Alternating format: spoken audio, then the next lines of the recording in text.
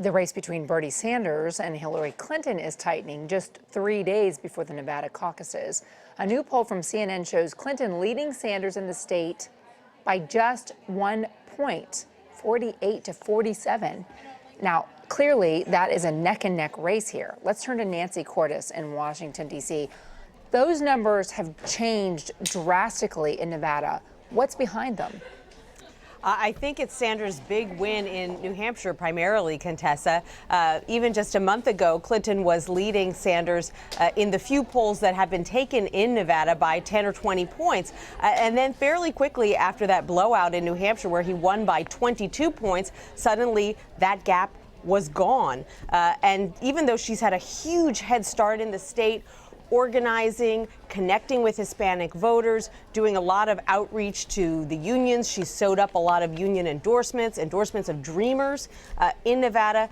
He now is coming on strong. He's done a lot of advertising, and I think both campaigns say that they don't really know what's going to happen on Saturday. And it looks like the outreach to voters of color has taken on so much more intensity.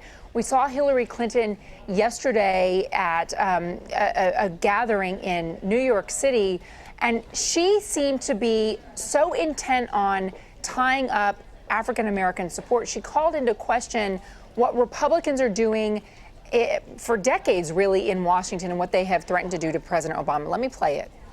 In the past few days, the stakes got even higher. Justice Scalia's passing means the court hangs in the balance.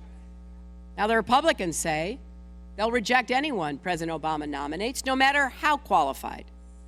Some are even saying he doesn't have the right to nominate anyone, as if somehow he's not the real president.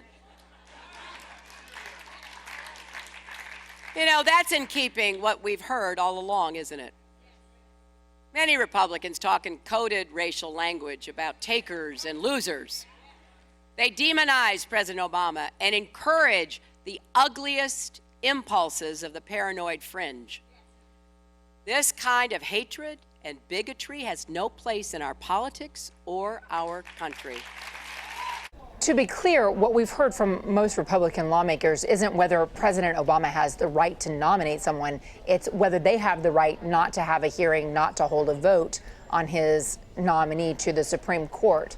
Is this an argument that Hillary Clinton is making that appeals to voters of color? Can she win with them because she's accusing Republicans of playing politics with race?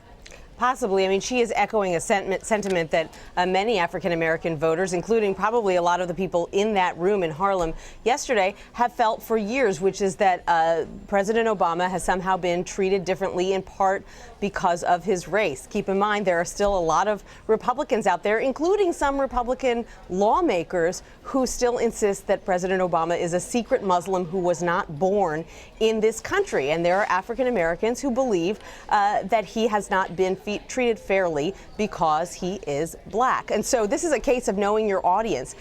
She knew exactly what she was saying and who she was saying it to. She was saying it to African-American voters in South Carolina that she's going to need about 10 days from now. Will it be controversial among some Republican lawmakers and Republican voters? Sure, but she's not worried about them. She needs Democratic voters, and specifically she needs African-American voters to stick with her.